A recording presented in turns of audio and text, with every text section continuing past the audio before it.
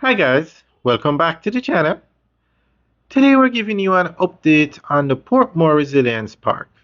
Now this is a massive development taking place out in Portmore, right across from the Portmore Mall, where they had that open lot that for the roundabout that you have to drive around the one way.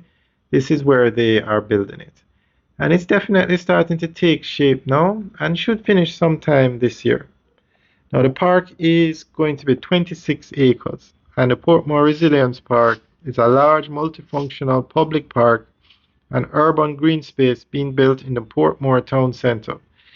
It's designated to be a community hub for recreation, sports, wellness, entertainment, and environmental education, all while showing how climate smart design can be used in urban settings.